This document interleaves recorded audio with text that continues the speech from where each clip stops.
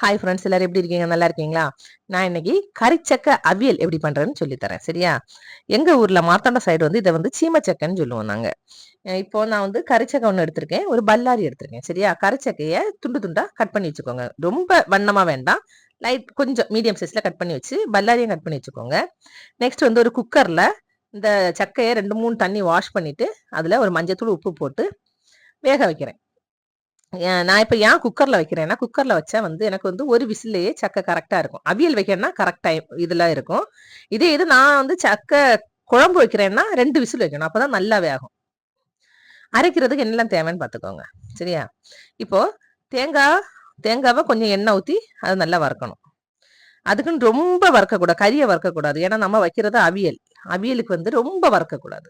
இப்ப கறிச்சக்கை தீயல் வைக்கிறோம்னா நல்லா வறுக்கலாம். அவியல்னா ரொம்ப வறுக்கக்கூடாது. தேங்காய் வறுத்துட்டு அது கூட கொஞ்சம் கருவேப்பிலை ஆட் பண்ணணும். கருவேப்பிலையும் சேர்த்து அதையும் வறுக்கணும்.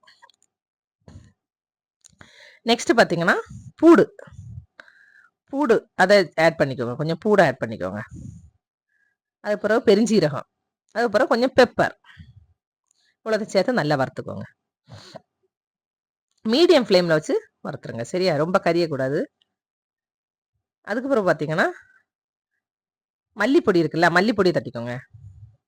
கொஞ்சம் மல்லிப்பொடி, அதுக்கப்புறம் கொஞ்சம் வத்தல் பொடி சேர்த்து நல்லா கிண்டி விட்டுருக்கோங்க.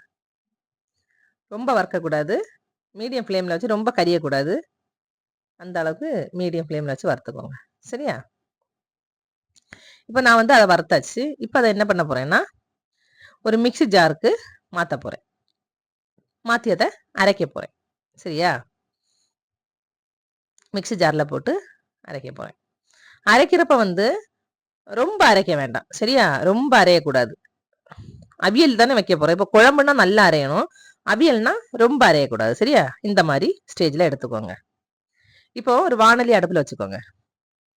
வச்சு கொஞ்சம் எண்ணெயை ஊற்றி கொஞ்சம் பெருஞ்சீரகம் போட்டுக்கோங்க. நான் வந்து இந்த மசால் கறி, சிக்கன் இந்த மாதிரி ஐட்டங்களுக்கு எதுக்குமே கடுகு யூஸ் பண்ண மாட்டேன், பெருஞ்சீரகம் போடுவேன். சரியா?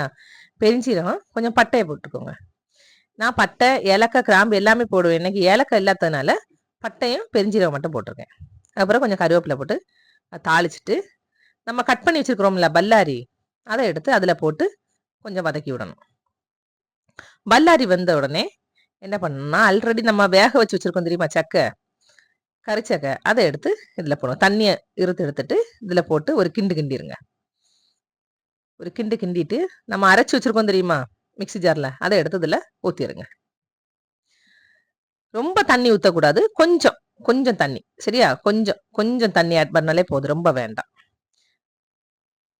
ஒரு 10 நிமிஷம் வேக விட்டீங்கன்னா சூப்பரான சக்கா அவியல் ரெடி.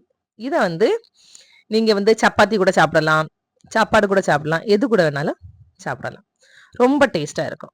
இப்போ எதுக்கு பூடெல்லாம் சேர்க்கிறோம்னா, சக்கை பார்த்தீங்களா கேஸ் வராமல் இருக்குதான்.